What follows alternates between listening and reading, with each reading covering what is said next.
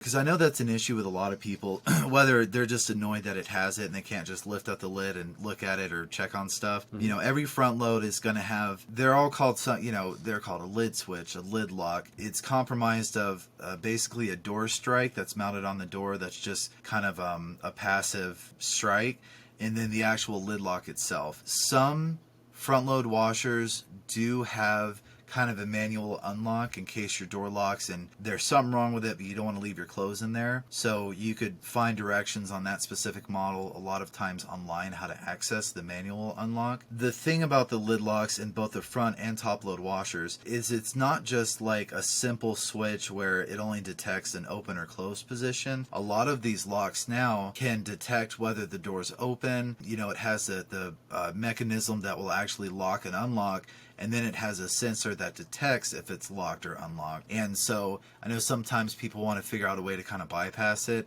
and unfortunately, because it's not just two wires, it's, you know, you can't really do that. With a front load, if your door is locked, it won't unlock. It does typically mean that your drain pump is bad. It's not unlocking because it detects there's water in there. So you can either drain it through the drain hose in the front beside the filter. If it doesn't have one of those, you can actually get your washer pretty close to, like if it's in a laundry room, to the door leading outside, and just lay the drain hose outside and let it siphon. And then once all the water's siphoned out, plug it back in, it should unlock. Same thing with the top load. With a top load, it's a lot easier to break the lid lock if you're not careful. You can definitely tug hard enough to where it will open, but it's not going to lock anymore now. Yeah, that's it. Replacing the lid lock on both the top and a front load typically isn't that expensive, and for the most part it's pretty easy to do yourself. I would say that probably ranges anywhere from 30 to 80 bucks, somewhere in that range, to buy it off Amazon. Most of the time for a front load washer, when you open the door and you see where the lid lock is, there's 2 screws, sometimes 3, and the only thing you need to do to access it is to remove the door boot seal, which has 1 spring clamp.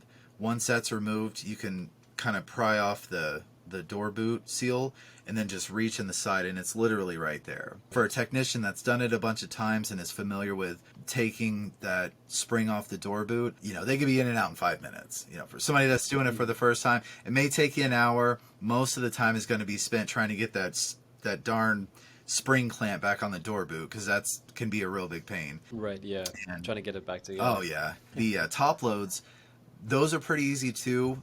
If you can pop the top on your top load washer, you'll see where the door lock mounts. And again, it's typically 2 screws. There's a couple of metal clips that kind of keeps the wire in place so it doesn't fall down or anything.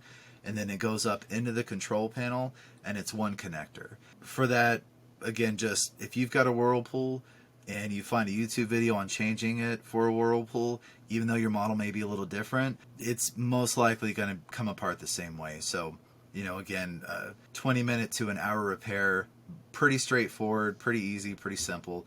Definitely worth attempting yourself. There's really, if it won't lock, if you shut the door, you shut the lid, it won't lock. Typically you hear it, you know, click, click, click, just trying to lock. 99% of the times it's just a bad door lock. There's no other factors. So if you have that symptom especially, it's definitely worth ordering and attempting the repair for sure.